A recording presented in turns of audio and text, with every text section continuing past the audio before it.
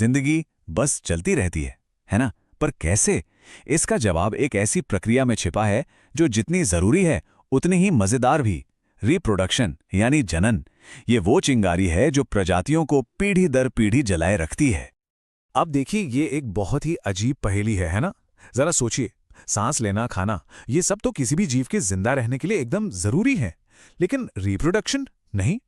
तो फिर कोई भी जीव उस चीज पर अपनी इतनी एनर्जी क्यों खर्च करेगा जिसकी उसे जिंदा रहने के लिए असल में जरूरत ही नहीं है? चलिए इसी गुत्थी को सुलझाते हैं।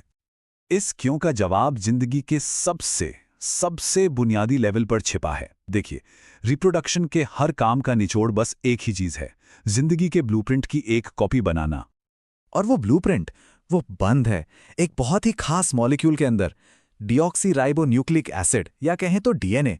इसको ऐसा समझ लीजिए जैसे ये जिंदगी की रेसिपी बुक हो। इसमें प्रोटीन बनाने के सारे इंस्ट्रक्शंस होते हैं और यही प्रोटीन हमारे शरीर को बनाते हैं। सीधे सीधे कहें तो ये वो कोड है जो हमें वो बनाता है जो हम हैं। तो सबसे बेसिक लेवल पर रिप्रोडक्शन का मतलब है इसी डीएनए ब्लूप्रिंट की नकल करना। एक सेल अपने डीएनए की 2 कॉपी बनाता है, फिर बंटने के लिए तैयार होता है और फिर 2 में बंट जाता है। बस बन गए 2 नए सेल्स। ये जो सिंपल सा डिवीजन है ना, यही जिंदगी के फैलने का आधार है। लेकिन इस कहानी में एक मजेदार मोड़ है। ये जो कॉपी करने का प्रोसेस है ना, ये कभी भी एकदम परफेक्ट नहीं होता। और यही छोटी सी खामी असल में किसी भी प्रजाति के जिंदा रहने की सबसे बड़ी वजह है। तो ये हमें एक बहुत ही जरूरी सवाल पर ले आता है, क्या ये नए सेल अपने पेरेंट सेल की एकदम हूबहू कॉपी होता है? और इसका जवाब है बिल्कुल नहीं। देखिए, नेचर में कोई भी प्रोसेस 100% भरोसेमंद नहीं होता। इसलिए जब भी डीएनए कॉपी होता है उसमें छोटी छोटी विभिन्नताएं या कहें तो गलतियां आ जाती हैं। इनसे छोटे छोटे फर्क पैदा होते हैं। तो ये विभिन्नता इतनी जरूरी क्यों है? चलिए एक कल्पना करते हैं। मान लीजिए कि बैक्टीरिया का एक ग्रुप है जो बड़े आराम से सामान्य तापमान वाले पानी में खुशी खुशी रह रहा है। वो अपने माहौल के लिए एकदम परफेक्ट है। फिर अचानक मान लीजिए क्लाइमेट चेंज की वजह से पानी का तापमान खतरनाक रूप से बढ़ जाता है। ये एक ऐसा बड़ा बदलाव है जो उनकी पूरी आबादी के अस्तित्व पर ही सवाल खड़ा कर देता है। तो नतीजा क्या होता है? ज्यादातर बैक्टीरिया इस नई गर्मी को बर्दाश्त नहीं कर पाते और मर जाते हैं। लेकिन कुछ खुशकिस्मत बैक्टीरिया, जिनमें पहले से ही गर्मी को झेलने की थोड़ी सी अलग क्षमता थी, वो जिंदा बच जाते हैं और आगे बढ़ते हैं। यही तो है विभिन्नता की ताकत। ये किसी भी प्रजाति के लिए एक तरह की इंश्योरेंस पॉलिसी है। रिप्रोडक्शन का सबसे सीधा तरीका वो है जब एक ही जीव एक नई पीढ़ी को जन्म देता है। चलिए अलैंगिक जनन यानी एसेक्सुअल रिप्रोडक्शन की दिलचस्प दुनिया में चलते हैं। अलैंगिक जनन का मतलब है एक ही पेरेंट से नई पीढ़ियों का बनना। इसे एक बायोलॉजिकल फोटोकॉपी मशीन की तरह समझ सकते हैं, जहां बच्चे अपने पेरेंट की लगभग एकदम जेनेटिक कॉपी होते हैं। और नेचर में ऐसा करने के अनगिनत तरीके हैं। जैसे अमीबा, वो बस 2 में बट जाता है, जिसे हम फिजन कहते हैं। हाइड्रा अपने शरीर पर एक छोटी सी कली उगाता है जो बाद में एक नया जीव बन जाती है।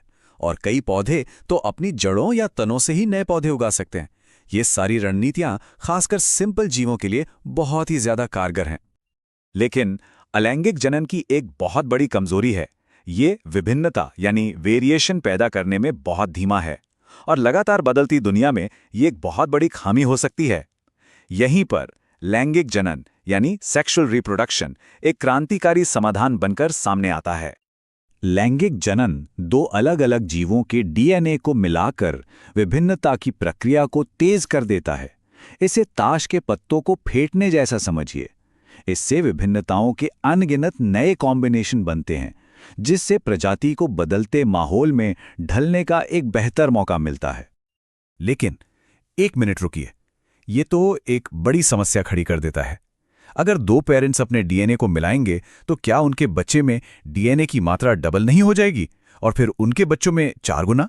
ये तो बहुत जल्दी ही कंट्रोल से बाहर हो जाएगा। तो जिंदगी ने इसका एक बहुत ही शानदार हल निकाला है, अर्धसूत्री विभाजन यानी मियोसिस। ये एक खास तरह का सेल डिवीजन है जो खास जनन कोशिकाएं जैसे स्पर्म और एग बनाता है, जिनमें डीएनए की मात्रा ठीक आधी होती है। इस तरह जब ये फर्टिलाइजेशन के दौरान मिलते हैं तो नई पीढ़ी में डीएनए की सही मात्रा वापस आ जाती है। कितना सरल और शानदार समाधान है। चलिए अब इस प्रक्रिया को थोड़ा और करीब से देखते हैं और लैंगिक जनन के सबसे जटिल और जाने पहचाने उदाहरण पर ध्यान देते हैं। हम इंसानों में ये जनन कोशिकाएं, जिन्हें गैमीट्स कहते हैं, बहुत ही खास होती हैं। मेल गैमीट यानी स्पर्म एक छोटा और फुर्तीला यात्री है। इसका सिर्फ एक ही मिशन है, कीमती जेनेटिक मटेरियल को अपनी मंजिल तक पहुंचाना। वहीं दूसरी तरफ फीमेल गैमीट यानी एग बड़ा होता है और एक जगह रहता है। ये पोषण का एक पावर हाउस है, जिसमें शुरुआती विकास के लिए जरूरी सभी पोषक तत्व भरे होते हैं। इंसानी प्रजनन का सफर सच में एक चमत्कार जैसा है। इसकी शुरुआत फर्टिलाइजेशन के उस एक पल से होती है जब एक स्पर्म एक एग से मिलता है। ये नई जिंदगी फिर गर्भाशय यानी यूट्रस में जाकर बस जाती है, जहां प्लेसेंटा नाम के एक अद्भुत अंग के जरिए इसे मां के खून से पोषण मिलता है। और फिर लगभग 9 महीनों के अविश्वसनीय विकास के बाद एक नए इंसान का जन्म होता है। और ये हमें एक बहुत ही जरूरी हकीकत की याद दिलाता है।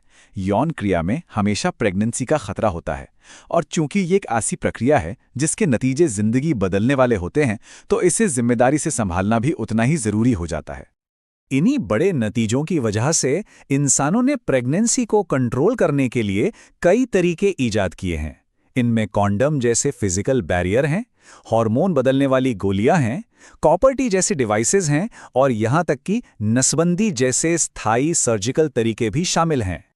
हमारी प्रजनन की कामयाबी पर कोई शक नहीं कर सकता।